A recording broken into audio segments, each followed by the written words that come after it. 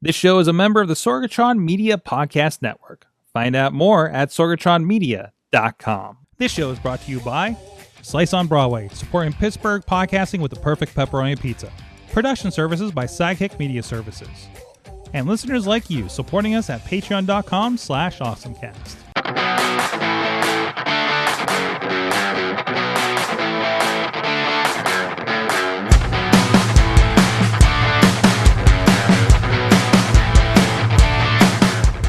Time to get geeky, get awesome. It is the AwesomeCast, episode 725. I'm Mike Sorg at Sorgatron on the social medias in the Sorgatron Media Studios in Pittsburgh, Pennsylvania. Ready to chat with all you guys this week. And we have a very special episode here, but first I do want to introduce my usual co-host here. Katie's out on assignment, so she'll hopefully be back next week. But in the meantime, we do have Dave Podner of the iPhoneography podcast with us this week. How you doing, Dave? Always glad to be here. Doing good. Actually enjoying fake spring here in Pittsburgh. Fake spring? Fake spring. They called out the snow on Thursday. I think we're going to be okay, guys. Ooh. Yeah, exactly. So, and we have a very special guest. We talked about it. It was funny. I don't know. Did I manifest this by posting a video about you last night? So we have finally with us. This has been long standing here. We've been talking about you on the show for a few weeks now. It feels. It feels so special. I feel special. We have Ellen Coatson, but you may know as Pittsburgh Hills on Instagram with us. Thank you for braving the hills once again to come back to our neighborhood. I mean, I didn't drive it. Mark drove it. So. That's right. Mark is here as well. Here, guys. Hi, gang. Hiding as usual. Yes, hiding off, just like the usual driver, right, for Pittsburgh Hills. The secret driver. The secret driver. Baby driver. She doesn't live and drive. It's all me. Yeah, I don't live and drive. That's awesome. So I'm really glad that you got to join us here. And you know, we can have a conversation with you here on the show because I love that, you know, let's get right into it then. And we'll get to our awesome things of the week and everything here in a little bit as well. But in the meantime, you're obviously somebody that's been on my feed for a while, right? But then when I tuned into one time and it was like, our old friend, somebody I've known for probably almost 20 years, Yinza, the Pittsburgh luchador, for those uninformed, because I know this isn't the wrestling podcast, was driving with you on my home street. And I'm just like, and I text him and I'm like, you were on my street. What is up? Well, we were just driving and because we were doing like a little episode about the hills. Yeah. And I'm like, what is that? And I looked at Belasco and I'm like, that's a wall, you know? And I'm like, we're doing that. I'm turning around and we're going up it. So we did it. No, it was incredible. And I love that. Like you guys, how did you get connected with the Yinza of all people? He reached out to me. Okay. Yeah. I know he's like all things Pittsburgh as well. Yes. So it's great to see. Great to see that. So this is, I think this is the one. This is the Yinza one, and this is Belasco. That's Canton Avenue. There's you guys. God, yeah. Yes, that's us. And so this came up, and you're talking this up. You don't know how many times I've walked up that, and then there's steps at the top of that hill. Yes, like that. Yeah, that. And then going up that, and then doing the side road. That thing is scary. I've never been down that side road before, but this is my commute every day. And then the one that really kind of set me like, I need to reach out is, there was a video, a while after this, whenever I messaged you a few weeks ago, where you had a compilation. Yeah. And it's almost at 10 million. Oh, jeez. So if I could get Pittsburgh famous because of the hills, I would be happy. I mean, it should have been famous before me. And then you've got all the people who are like, what about San Francisco? And I'm like, I've been there. I don't know if San Francisco has anything on what goes on here, you know? Yeah. I mean, come on, that's the West. This is the East. We've got snow. They've got wider roads. Yeah. It's a different driving experience. It is. Absolutely. Absolutely. Yeah. We have more treacherous other stuff going on too, don't we? Yeah. So I guess like rolling back, like why did you start doing this on rolling back? Yeah, rolling back. That's my nightmare. As some of us have. I have some nightmare stories on, especially Rialto Hill when I had a transmission problem and I was doing Uber. Oh yeah, right into the. I had a couple of times where my transition didn't. Transmission did not make it up there with somebody in my car for Uber. Not in the winter, just I could not physically, my car could not handle it because I was having a transmission leak at the time. Me. Oh no, it was frightening. Was it a stick shift? No, it wasn't. But no, it was just. Could you imagine? I just had an issue. And we had to get it fixed. And I was trying to drive Uber to get the money to fix it at the time. And it was just like, oh no! Oh my god! And I'm like, how many hills are there on the way home? They're like, I go up Rialto. No, we're not. So, but anyways, yeah. So why did you start this account then? In this way. So my daughter and I were driving around during COVID, and we had just moved back to Pittsburgh. I went here. I moved to Pittsburgh in my high school years. So when I began high school, and that was in 1984. So a long time ago. And anyway, flash forward to like the 2020s or whatever.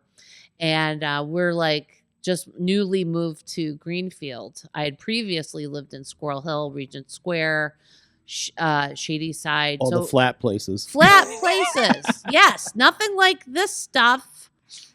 So people are like, what the hell? Don't you know? I'm like, yeah, I know now, but didn't then. So we go up Coleman Street in Greenfield. If you don't know it, it's one big mama. And Molly, we were like, we're filming this. So we go up it, and the coup de grace is at the top where there's this lip that you don't even think that you're going to make it. There's no way that you're going to make it because it's like you have to like push it, and then it goes over the lip, and it's just really scary. And you can't see where you're going. You can't see it. There's no way. Yeah, so that Coleman Street video got a lot of hits. So I'm like, let's do some more. So we did Wildest, which is like a switchback mountain kind of thing at the end of Bigelow Street in Greenfield. And that one's crazy too. So it just kept on growing, like the people liking this stuff. So we made more. And then I turned it into stuff with like, I put in stories about history of Pittsburgh, events, meeting other people. And it kind of grew out of that. That's awesome. So this you said this coming out of COVID. So you're probably like, what about 4 years into this project? Yeah. I think it was 21. I know it was like, I think it was March. Yeah. So it could be like right now, it could be 4 years. That's awesome. I'm serious. It could be like 4 years. And how many videos? Over 1,000? Oh, thousands of videos. Wow. Thousands. Because I started on TikTok.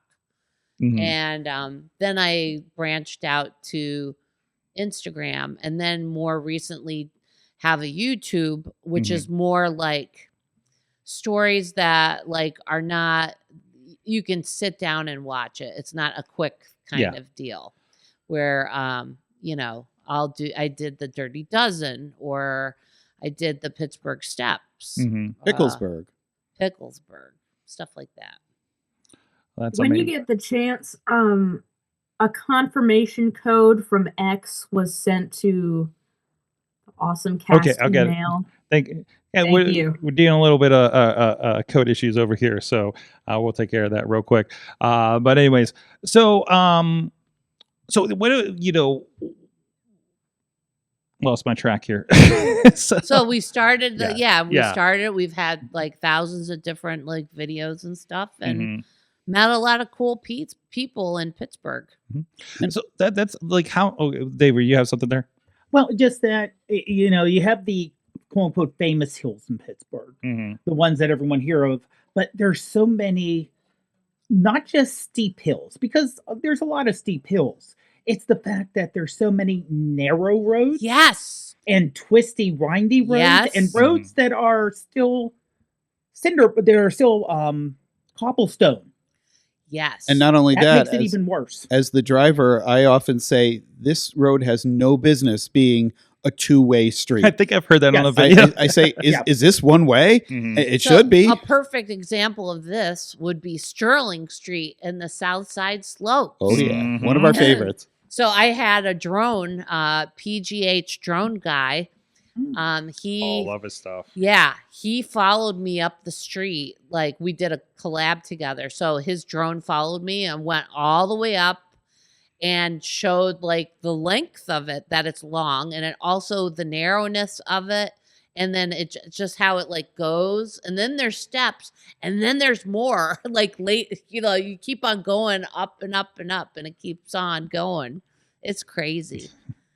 So it is. I mean, obviously, we have we're about relatively 3-4ish blocks away from the steepest street in the continental US. Hold on, I pulled up the sign so we can get this, because I really want people, if you're on the video version of this. Nope, that's Dave. Let's try this one. Nope. There it is. So this was I was actually there. There was a dedication ceremony for this that happened just a few years ago.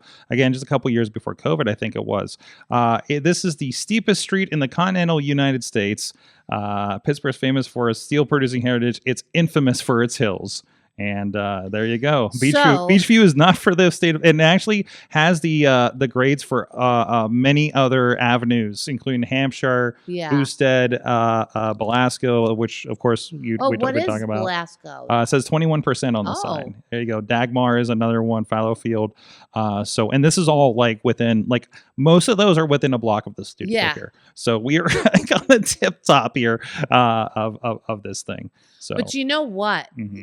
I think that you guys are your neighborhood is running with Fine View and that overlook area. Mm-hmm. We go up there and we think we're going to die instantly. I mean, basically, you've got roads that are falling apart. Mm-hmm. So, and these hills like Milroy Street, holy crap, Milroy. Mm-hmm. Well, that's not really Fine View, is it? Yeah, it is. It goes to the north. Yeah. So Fine View or Milroy, it goes over a bridge and then you start going up. And then it like does these really quick turns and you don't, it's crazy. And you've got blind curves and you've got Amazon delivery trucks coming at you. Oh my God. That's what makes it fun. It's an adventure. Yes. You guys, so you asked me to do this podcast and I was like, why?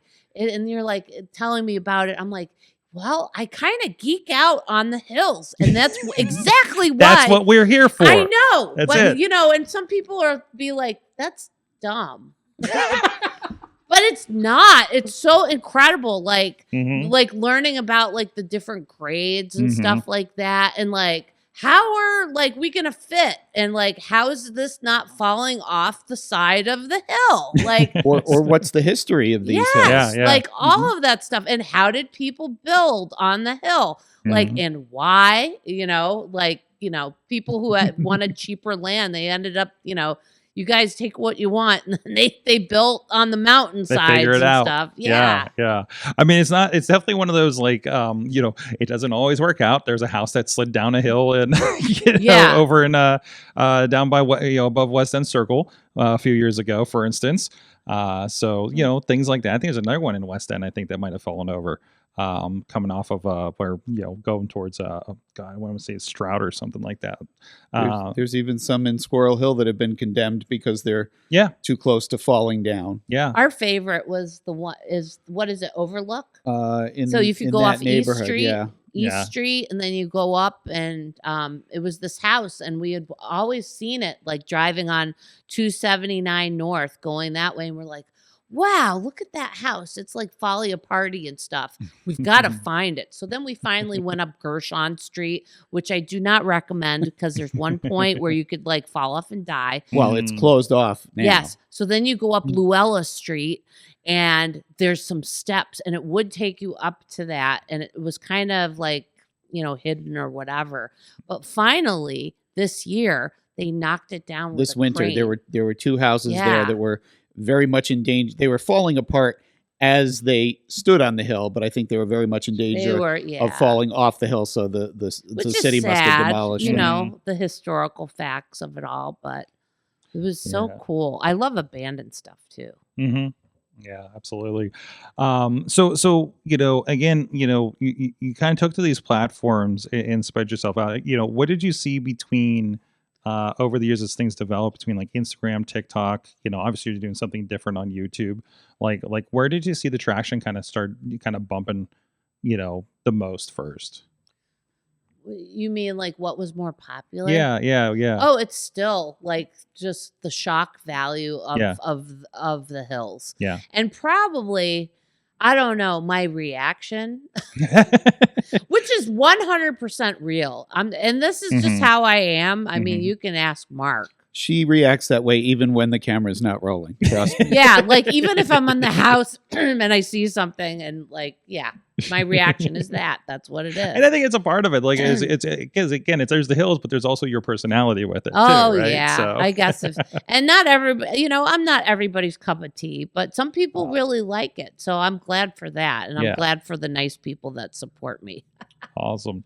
What's the most surprising thing you got out of this? Or maybe even like what was the point where you thought you had something here?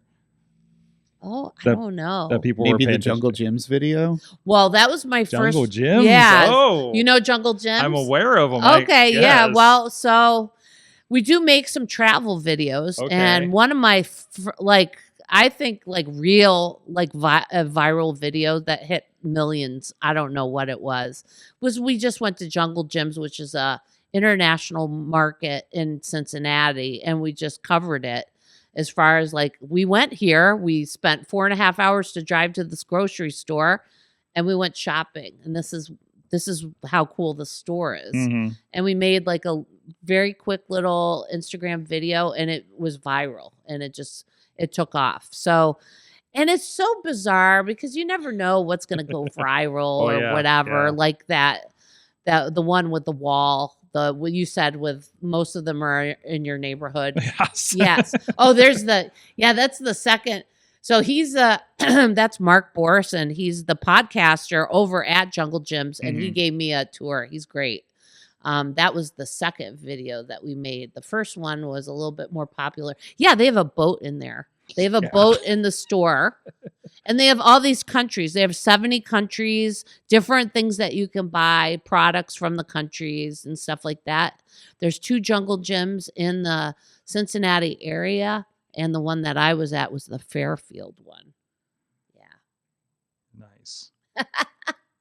I love it. Yeah, this is definitely something. As I was getting on TikTok, that was definitely all over my feed. Was the Jungle Gyms video? So, yeah, which is weird because it's not Pittsburgh, but guys, but we don't have anything like that here. Yeah, I love. Okay, first of all, I love all international stuff and languages. I love to travel, so I'm gonna do stuff like that. Like we went to Las Vegas last year, so I went to the desert and did some tours and stuff. Made a couple of videos like that. I love to travel, so yeah. Awesome. So, is there you said you've been to Philadelphia, or I'm sorry, not Philadelphia, Cincinnati, San Francisco. Oh, San Francisco. Yeah. Oh, yeah. So let's bring that up. That people like to be she's probably never been to San Francisco. Well, yes, San Francisco people probably never been to Pittsburgh. Well, okay. So I want to just prove this, okay? So one of the chefs at Community Kitchen lived in San Francisco, okay? And lives in Pittsburgh. So I'm not sure if he was from San Francisco, but he lived there a long time. And I was like, okay, I'm now asking you as a person who lived in San Francisco. And he's like, yes, Pittsburghs are worse because they are more narrow and there's cars on both sides and we've got ice and snow. So, yes. But anyway, I have been to San Francisco for all the naysayers. She's never been to San Francisco. In fact, our first video that we made kind of like this was in 2007 or something. I don't know, something like that. Oh, is this the I see this video Webster that Street. Pittsburgh Hills actually started in 2009. Oh, Is that what we're talking 2009. about? Okay. Yeah. Yep, going up Webster Street. Sorry, that's an actual camcorder. You guys, see, that's me. This is the evolution. That is it. This is our first That's big Webster hill. Street, and that's me crapping my pants. With our daughter yelling "wee" in the back because she was having a great time. I think this is a Sonic the Hedgehog level. Yeah. But look at it. So, that could have been just like you said, the seed. I was freaking out. Look at that. look at it. But look at the space. There's more space than anything we could have, and it's sunny out. Oh, absolutely. That's Webster Street. There are ones that are even way worse. There's this guy in Los Angeles, Mitch. I forget his last name, but he's a cyclist, and he came to the Dirty Dozen, and he posted some of the steeper streets in Los Angeles, and I'm like, oh, I want to go to that, and I'm like, I messaged him, I'm like, I so want to go to that street, and he's like, okay, if you guys come out, I'll show you where it is and whatever. So I love. I tried going to Griffith Observatory when I was in LA a couple weeks ago. Yeah. And it was impossible because there's way too many people. It was like Sunday morning. It wasn't going to happen. No. So I drove up through, but also it's that windy, mountainy thing. But also it's just like home, you know? So the only time I get freaked out is that when you're going to Lake Tahoe. And that road. The road up there from Sacramento when we were on our cross country journey a few years ago during COVID.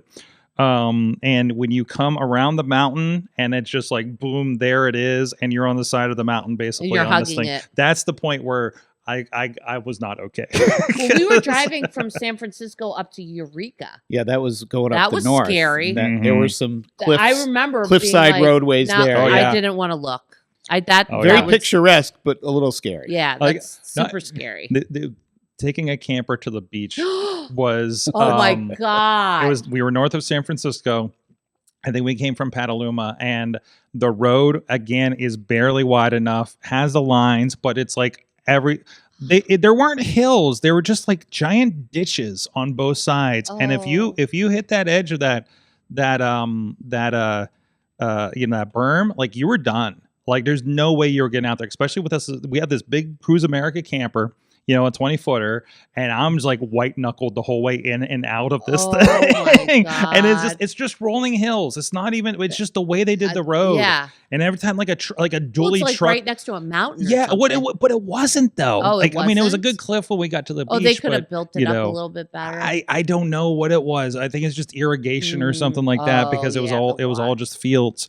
But it was just, and every time there'd be like a dually pickup truck coming the other way, I'm like, oh no, this is it. Yeah. So it's like so going stressful. On Rialto and seeing a pickup truck on the other side and wondering if you're going to be able to make it. No. Oh no! How close can I get to the side of the curb exactly without like taking off the side of my car? We always laugh that it's like we were just like these were all go past. This was all like this was all farmland up here and stuff, right? Like it was like I've seen there's you see the history of and they have like of like each neighborhood in Pittsburgh that they have out there. Like I flipped through it one time. We got it from the library and I was like, oh this makes so much sense, Well, Rialto, it wasn't goats. It was Pig Hill. Pig Hill. Pig Hill. And also down on the Harris Island, they slaughtered animals too. And it was a brownfield of some sort. It was just, I don't know why people buy $1 million houses on these areas. Like even up near like in Squirrel Hill, up on that, right above where Homestead is, those really nice houses. The 9 Mile Run. 9 Mile Run area. Up on, $1 million houses, but all built of on that, a slag heap. Yeah. Put your house on could you imagine having that underneath your houses? Yeah. That I don't know, not good quality dirt or anything. On top of some abandoned mines in the area. Oh, we live on a coal mine, and the one house, a couple of houses away, in their downstairs basement is where you enter the coal mine. It's on a map somewhere. There's like they just go all underneath. Yeah, a lot of the houses in our area and nearby Mount Washington, that's all old coal mines, and we've had houses. Castle Shannon's. We've had houses blow up in town, right? Well, Knoxville, there was over by Monroeville, not too far. Oh yeah, that was Plum. But there are caverns underneath a lot of the areas. And you wonder. That's scary. Yeah, you're just like, wait, yeah. So as far as like California and other places, people say actually the steepest street in the United States, if you include Hawaii, it's a Hawaiian road that's like 43%. So if anybody wants to pay to bring us over to Hawaii, we'll go there. Drive up those hills and do a special edition. Don't go there. Yeah, you have to be brought there somehow, or I don't know. There's like this 43%. You ride up on a donkey or something? I don't know, and I don't really want to know. It has to be a true infrastructure street, that I can. Yeah, exactly. So that's crazy. It's been incredible. I remember when I was going home and right there at the top of Belasco there. Yes. I was turned. I'm like, why is the street closed? And I was like, what's going on down there? And they're like, yeah, they're filming a commercial, and it turned out to be the Audi commercial. Oh, for the Canton Ave. For Canton Avenue. And and I was like, yeah, there's fake snow on it or something. Yeah, because they do a fake skiing and thing. Yeah, there's skiing and snowboarding like down the hill with the car. I want to know what the people at the bottom think about this, because their dogs are always barking. And I feel so bad for them. But then we did meet one of the guys that lived on the side. During the Dirty Dozen. During the Dirty I felt like Dozen. they would come out when we did the Hell on Hills 5K down there, because that was the starting line. Was the bottom of Canton Avenue, right? And I felt like the neighbors came out to kind of support everybody. So, they did. Oh, good. So maybe not all of them, but Yeah. I think during the Dirty Dozen they I ran that in 2018. Oh, was that partner? And everyone was real nice down there. Yeah. I don't remember anyone good. Of course, and being the 5K in the start, you're really only down there for half an hour, 40 minutes, just kind of before the start. And once the start goes, that's it. And you're pretty much open back up. Yeah. The biggest issue is when they block me on my road because they're doing the Dirty Dozen, and the cop don't move that. I'm like, okay, I'll just sit here. I want to go next. Last year we couldn't see it. We saw it the year before, but I want to watch Eleanor Street. That would be good. The South Shore. I just catch it by accident coming through here. I'm like, that's right. It's Dirty Dozen time. October, I've been here 20 years, in the same spot. I'm just had no idea that I was going to be. To me, it's just this is Pittsburgh. So I just made another video, a quick one of it. And people are like, where is it? I'm like, geez, still, I don't, people still don't know about it. And it's just, this area is a very forgotten area because it's slapped between Banksville and West Liberty, and there's no reason to come up here. We used to do a community group that we were trying to bring a lot of business here before this awesome Latino business influx that we've had here, and it was just how do we get people to come up the hill? What makes people want to go up those insane hills to be here? Yes. To go to a restaurant or something like that, right? And how do we broadcast this? And that's where things I think that's around those efforts. I think is when things like the sign, the dedication for the steepest hill, and everything like that happened too. So my question is which one has more steep hills? Would it be Beachview or Brookline? I don't know. I mean, so Canton Ave, is that in Brookline? No, it's Beachview. We're officially Beachview over here because Brookline's so Canton Ave. Yeah. Okay. Yeah. So then you got Belasco. Then you've got Boosted. Yep. Coast is Hampshire Ave. F that one. No offense, but you haven't lived until you slid down the ice on Hampshire Avenue going towards West Liberty. My God. Bel Air. Where's Bel Air? Bel Air. I don't know where Bel Air is at. And also, that's also the fun thing here is everything's Los Angeles Street and stuff in this neighborhood, because that was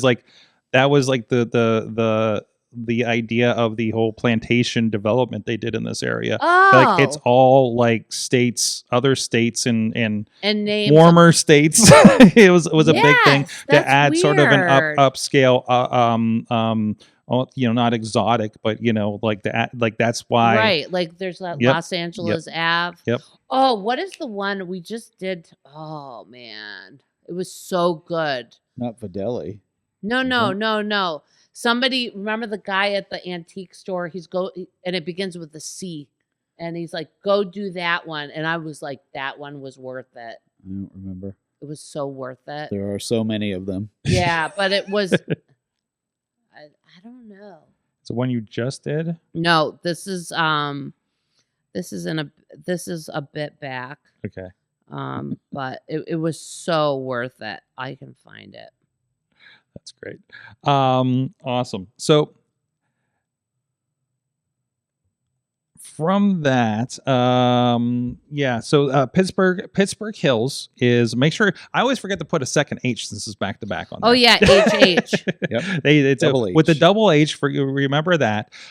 So you're there you're over on the Instagram. You have a TikTok that I'm sure has popped up in my feed as well. And somehow I got to a different language on your account. I don't know what's happening here. What? I don't know. I think I translated you to Russian for some reason. Oh, interesting. I don't know how I did that. I don't. Yeah, neither do I.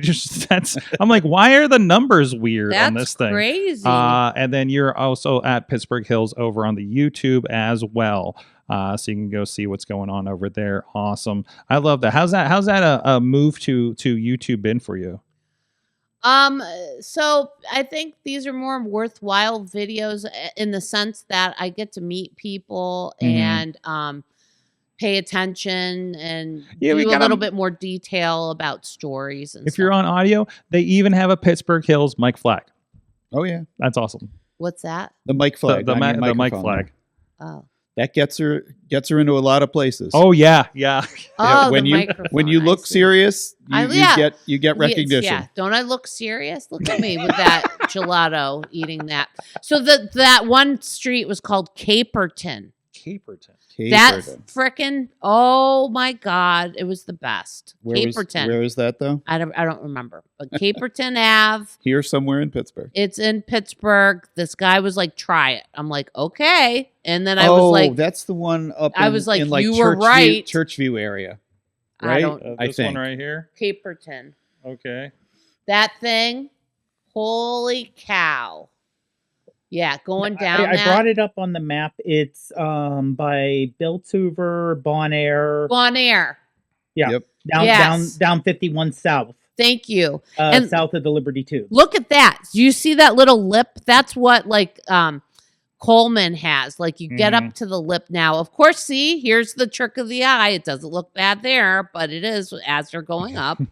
And then getting up and that thing right there, and then you're like, oh my God, is a car gonna hit me? Yeah.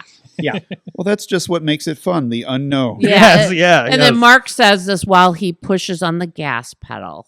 Gotta make it up the hill. That's what makes it fun. Gotta make it up the hill. Exactly. There you go. I have the same thing on Rutherford. There's that stop sign at the top, and I'm like, well, I'm hoping everybody honors that because I'm coming through.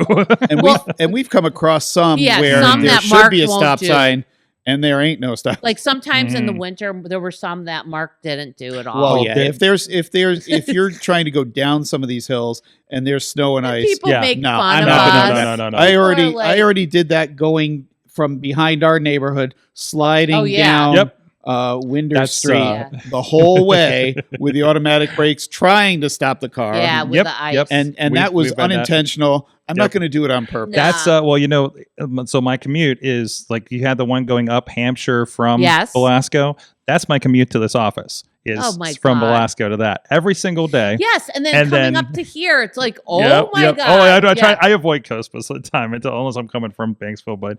But I again, as those snowy days, that first part of the hill, you're like, well, here we go. Going to slide down this. Hope nobody's coming. Hope nobody's coming up Rutherford. Let's go and home. That's so scary. Home. There was a point when we had Snowmageddon. Yeah. The train was stopped because of the ice. Oh God. And I could not, I'm afraid to go down any hill and I can't go up that hill and there's no train for me to walk to. I can't go to work in Mount Lebanon. But you're like, well, the girl from New Kensington came in. I'm like, cause she has highway the whole way. Yeah. Like I'm not getting out of my neighborhood. Send help. I don't even have power. I got so much crap for that. And that's one of those points where I'm like, this is why I need to look for a new job. And here we are. Anyways, God, so much fun here. Thank you for joining us. We're going to talk some of the other stories of the week if you want to chime in here for the next half hour. I'd love to. So let's have some fun with this. Before we get there, I do want to give a shout out to everybody that does support this show at patreon.com/AwesomeCast. Of course, we do have the live feed, a little bit of chatter before or after the show. If you guys want to see us live and see what happens when we're putting the graphics up for everybody else on the live feed over there. But thank you everybody that does support the show. Our friends at the executive producer producer level. Brian Crawford of the it's escaping my head right now. Brian Crawford, that does cool things. Cynthia Klosky, John DeGore, and Dave Potter. Hey, Dave, right there. Hi. Hi. Thank you for supporting the show. I need a note because I feel bad because Brian has he used to do Pittsburgh museums and then and I know it turned to something else, because Pittsburgh's new Pittsburgh exhibition. He's gonna message me for this. I need to make a note of it because I keep forgetting what it is. In the heat of the show. But anyways, let's get into our awesome thing of the week. And Dave, we were excited about this a couple weeks ago, but did you see that there was an announcement from the restarted Pebble brand? Yes, I heard. Yes, of course. Pebble was the precursor to what a lot of us have Apple Watches now. I know we had Chill on the show had the Kickstarter edition. It was a nice e-ink low end smart watch for you guys out there, right? And it got bought up by Fitbit, which got bought up by Google, and at some point, so the original operator of Pebble convinced Google to open source the Pebble platform, which there have been people supporting it and trying to keep the old Pebble watches alive for a while, but they've been around for a while. It's time for some new hardware. Well, and we talked about a few weeks ago that they were resurrecting it, and today you can pre-order new Pebble watches, guys. New Pebble OS watch is official. The new company is called Core Devices, and they are introducing them. They have a Core 2 Duo, which is funny because that's an old Intel chip from the 2000s, which is your black and white edition, and then you have the Core Time 2. And I love that they do say, it's like the Pebble 2, but better. It's like the Pebble Time 2, but better. They're coming in at about $149 and $225 respectively. These may be early prices for something like this. The lower end watch, again, it's black and white, and it's going to have a barometer and a compass. The other one's going to have a touch screen, which I think is a first for the Pebbles, if I'm not mistaken. Metal frame, multiple colors, and a heart rate monitor, so you will have a little bit of that health kind of situation going on there. I want to see what happens when I hit. And the big thing I heard on Daily Tech News Show is because the Bluetooth has gotten so much better with low battery life. I mean, with low battery usage, it has 30-day battery life. 30-day battery life. I like that. Oh, there's a video. Oh, look at that little video there. Nice little render there. There you go. I mean, if you're looking for a basic-ish, just a basic digital watch. Yes. And like I said, it's IPX8 water resistant, which basically means you can wear it in the shower.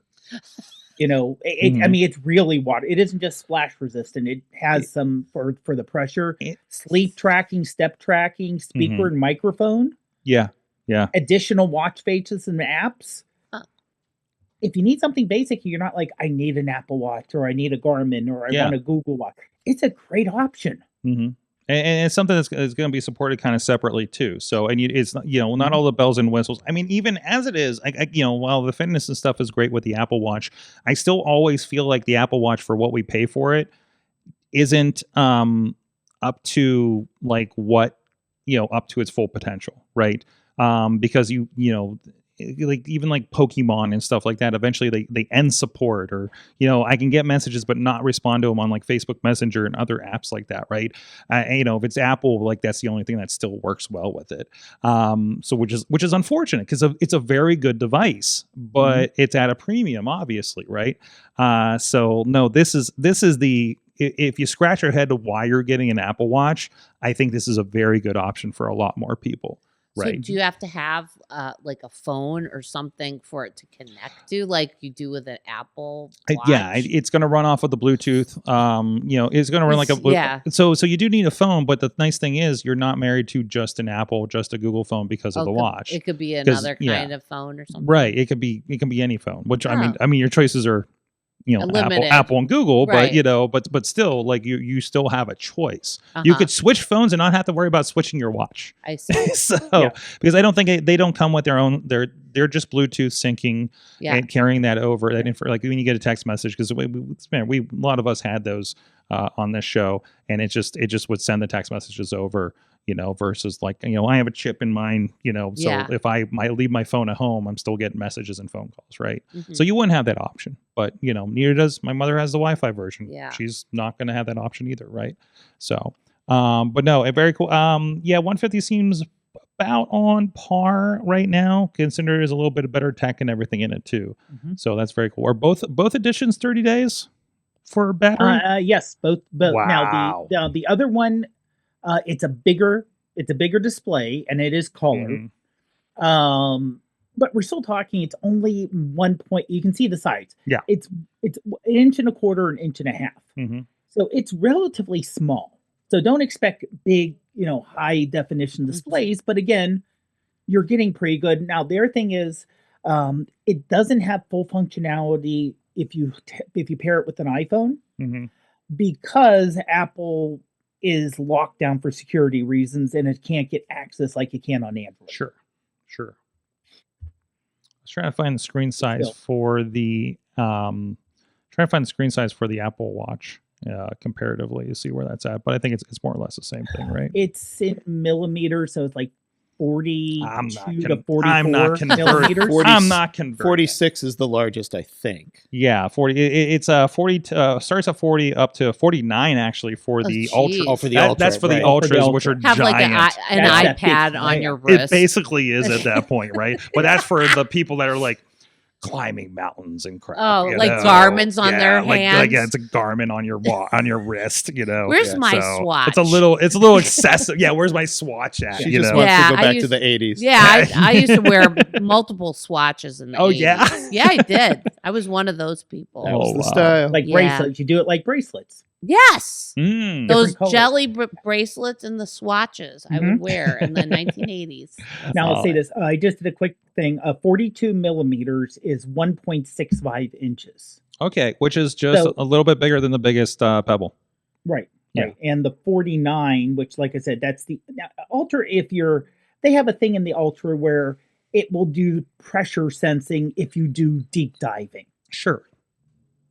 Great. Edge case. The 49 is just shy of 2 inches. So that thing's, unless you have a decent sized wrist, the Ultra, I just held up an Ultra to my wrist when it came out. And it's like, it was too big for my wrist. Unless you're Shaq. The guy with the biggest hands, have you seen him on TikTok? He has like the hugest hands and can put like a beer can, like Andre the Giant, but bigger hands than that. Like, that guy would need this watch. Yeah, it's just like it's a small on his wrist. I remember the stories when the iPad came out that they were like, oh, sumo wrestlers are using this as their iPhone because they couldn't otherwise use the iPhone. Stop. Also, oh my god! Although the original iPhone was like so tiny. Oh, it was. Think about like this is just an SE and how small it is versus like a Max, right? It was like half the size of this thing when we had those. Oh my gosh! Some of those crazy. Floating around the house. So it's freaking wild. So. Anyways, Potter, you also have an awesome thing of the week. Yes. Ignore that noise. No noise. No, that's okay. I just rubbed against the microphone on this side, fixing something. Okay. Sure. Yeah, it wasn't anything falling over my side. No, nothing happening. The cat didn't knock over the entire setup or anything again. It was my fault. It what knocked over. Okay, so Google does have what they call moonshot things inside of Google. Mm-hmm. So the idea is, for Google, it's a small amount of money. For anyone else to be a large amount, but Google's got so much money, and they're like, "Hey, you want to do something wild and crazy? Go for it." Is there a business case? Maybe, but you know what? Go for it and give it a try. And some things work, some things don't work. Some things get spun out as their own company, and this is one that was actually spun off. And the project was TAARA.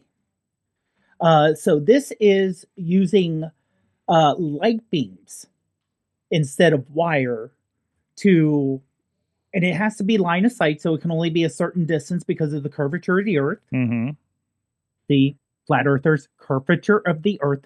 And we're a science-based podcast, just putting that out there. But for me, the best thing is, you don't need to string wires. You just need the towers themselves. To me, the best thing is these things look like the robots from Portal 2. But other than that, But no. So this is like where, you got to think Google also did hey, let's have hot air balloon suspended connectivity at one point. They took that off of that though. Okay. So what they did is they took that off of that. So using kind of the same technology as they use for the hot air balloons, but they said, okay, what if we do, this way? If they actually are starting to use this technology in places where it's like, oh, you have an emergency, you need a lot of internet. We can do this and get really decent speeds and connectivity without having to run all these wires in places you may not be able to run wires. I was going to say, like they're showing them in like these places in India that are very dense, and running those cords out to that many individual residences is going to be cost prohibitive to catch up on the internet. But so this is basically like, you think about ultra wide for cell phones is supposed to be helping you with multiple connections. If you're like, having thousands of people in an arena or something, like this is that on steroids, it appears, right? Yeah. Obviously a different technology than really, cell. Right. So it's not really, the last mile connection would be different, but like when you go up to a cell tower for your signal going to a cell tower, that then goes to a wire. So that's the end of the wireless, and the rest of it's wired. Yeah, that's over the same infrastructure as anything else. Exactly. So, but this, if you're in a place that maybe doesn't have that wired infrastructure, you can do it that way. Or you have an emergency where you need to have extra, you can put that in. Or you're having a big event and you need to have extra internet. You could put multiple, literally it's a light bridge, and you can put those up and put those in areas. 20 gigabits per second over a distance of 20 kilometers. Yeah. Jeez. So you're looking at 12 miles there. Wow. Okay. And that covers, sent at light speed, transmits data securely over long distance for 20 kilometers. And uses the energy of a light bulb. What? Okay. And they've already deployed this in over in 12 countries. So early deployment in Kenya. We saw footage there on the video version of from some spots in India that they were showing. This is great. This is great. Like I said, now, do I see this popping up everywhere? Not necessarily, but this is something where there is a need. And like I said, in places like in Europe or the US where there's tons of infrastructure. Yeah. You don't need something like this maybe. But in places where there is no infrastructure and there's minimal, I can actually see this even in places like New York or LA, because you don't have to deal with the wires, which go to a dense city and try to get fiber optic run. Yeah. I mean, go to a map and do like, does my neighborhood have FiOS? You know what I mean? Exactly. Which is honestly for me, if I ever have to move my studio or my home for that matter, where FiOS is a consideration, because I have to run. We had Comcast for a month here when we first opened, and we couldn't do it. We can't do all this. And we're not doing anything all that high end, to be quite honest. And it was just, and even as you said, I landed on this page too, that they have a partnership with T-Mobile for big events. So this is like, I imagine this is like, hey, we're doing Burning Man in the desert and want to make sure we have internet for everybody or something, right? Or WrestleMania, festival attendees, or WrestleMania, maybe, yeah, something like that. So because so you have a big event like that, you're going to be really, I think we've all experienced going into an arena. Let's see, the Albuquerque International Balloon Fiesta, Coachella. There you go. So that's exactly the right thing. Yeah. And hell, they're probably setting the internet up to the balloons at this point, right? So yeah, no, that's really cool. So that is the I have no idea how to pronounce it. Tiara. It's probably pronounced Terra, but it's a matter of they couldn't copyright or trademark the word Terra, so they had to use the word spelling. We used to take vowels out of names for companies in the startup world, and now we're just adding them back in. Like it's kind of fun. Long Tara. We just want to confuse people. Yeah, I like the idea of just calling it Tiara. personally. So wear it on your head. Anyways, so that's our awesome things of the week. Where are we at for time? All right, let's get a one or two quick back end things. This is a fun story. Has anybody here seen the movie Flow on Max? Yes, you have. Thank you. First of all, how would you describe Flow to somebody? It's an animated movie about this cat, and wherever they're living, I don't know if it's supposed to be real or not, the water starts rising and stuff like that. Mm-hmm. So the cat gets displaced from its home, and on various methods of saving itself, it gets on boats and pieces of wood and all this stuff, and then it meets other animals, which is really cute. Mm-hmm. And they all try to save themselves too, and by flowing all these different places and stuff like that.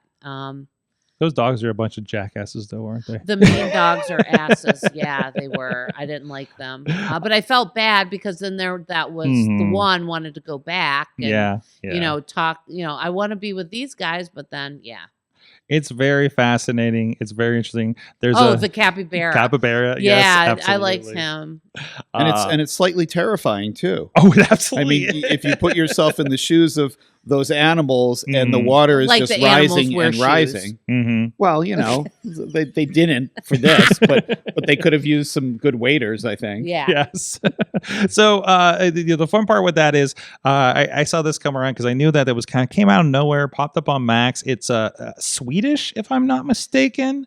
They made a statue for the movie, having won an award here. Let me get that information real quick. So I love this. He won the Oscar for the movie. This is, and also I love this picture that's in this Instagram of him at In-N-Out Burger. So this movie was made on free open source software called Blender. Wow. That's incredible. So that is very cool. So this thing won an Oscar. That bird was nice. Became and again beat out movies like Inside Out 2, right? Which had a budget that says $200 million. I don't know if I don't think it has the budget on here. It took them several years to do. So and that's the other thing. If you're wondering, it's a Swedish movie, you don't have to worry about subtitles. It's not. There's no language in this whatsoever. It's the language of feeling. It really is. It's like the old. Old Looney Tunes, like when it was just a dog and the cat, and kind music, of thing, and whatever's happening.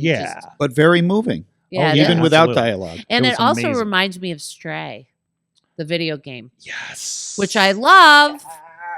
Yes, we did a playthrough of Stray here. Yes, did you really? Yes, See, I love video games when they're like that. I'm more of like a story kind of thing, and especially with animals. See, because I've got 2 Siamese cats. So, yeah. Oh, I wish Katie was on here to hang out with you and talk cats with you. But that's amazing. So definitely go check it out. It's on Max if you have that. I would recommend it. It's definitely worthwhile. It was a good sit down for this thing. And parts of it I did not understand it, but there's definitely some I don't know what that meant. But that was interesting. Yeah, so there's some interpretation here, And then the water came back and then went back and down and up and all the these weird different whale things. type creature. The weird whale I got beached and the house and it's there's you get it. I don't want to get too much into let's not anything, give it away. But again, it's an experiential thing. But really cool that's somebody did that well, and obviously a tremendous artist. And I don't know their background or anything like that. If they worked in feature films before or anything like that, or if this was first, it can't be a first. And again, it took several years. It was a Latvian film. It was. So you don't hear about much coming out of so the Latvia film industry is going to get a little bit of a bump now, I think. So so that's Flow, and very cool. Free software. Go check it out and support that. So they'll do more of those. So anyways, no, we're not getting into that stuff. We'll hold up maybe a couple of these for next week. I know, Potter, you had an old school thing, but we talked about some great old hills here in the Pittsburgh area. Great old hills. Thank you so much.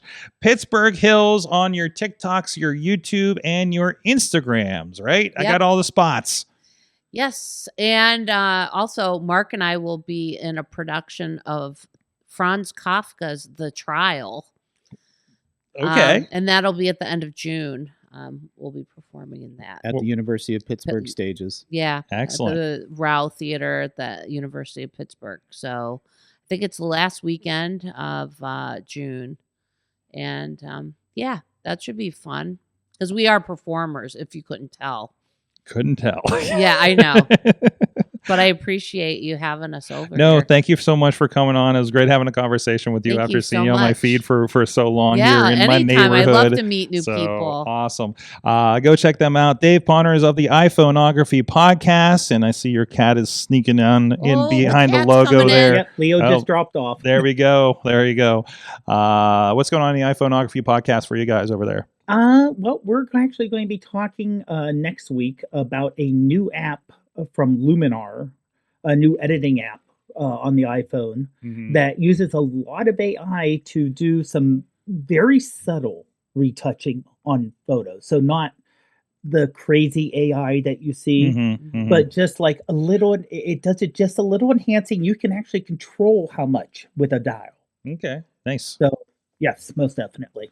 Excellent. Go check that out. Of course, go follow my stuff at Sorgatron. You can see some of the stuff that's been going on lately. A lot of great clips from this past weekend. We worked with the guys at NWA Exodus Pro, AC3's promotion up there in Cleveland this past weekend. Very cool, very awesome promotion that we've been working with for a while now. We have, God, it's TV up there. I'm loving it. So we shared a lot of those clips here on my account over on Instagram for sure. But go check them out. That's actually, you can check out that show that we produced on the National Wrestling Alliance's actually YouTube channel. We were featured over there for the 4th time. So you can go check that live. And this weekend, hey, go check out, and again, I know not everybody listens to this are wrestling fans, but you can check out some free stuff and support a great cause. Actually, here on the Mayhem Show, we're going to be joined by the crew from Pitt Greensburg, where they have a wrestling club and put on a pro wrestling show once a year for charity. I believe you're still with Habitat for Humanity. We'll be talking about that on the Wrestling Mayhem Show this evening, too. You can check that on the feeds if you're catching us later. But that's going to be live for free on Friday night on the IndieWrestling.us platforms. So, great thing we get to volunteer for and produce for them there as part of all that. So, and check out whatever else is going on there. At Sorgatron on all the social medias on my side. Please follow everything at AwesomeCast. Follow us. And if you do enjoy this show, if you're new to us or anything like that, please support us over on patreon.com/awesomecast. Stay tuned for the Patreon after talk on those feeds. And you have been our awesome audience. Have an awesome week.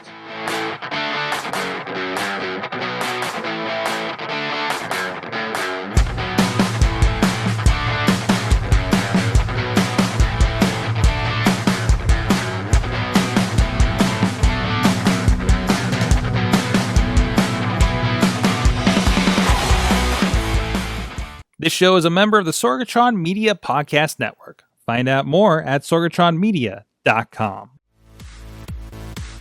I'm Eamon. I'm Merlin. And we're a gay. And his NB. Are you a reality television connoisseur? Do you like it discussed from an LGBTQ lens? If so, A Gay and His NB is the podcast for you. Hear us break down all your favorite guilty pleasure reality shows from Bravo, Drag Race, and just about everything in between. Listen to A Gay and His NB on Apple Podcasts, Spotify, or wherever you listen to podcasts.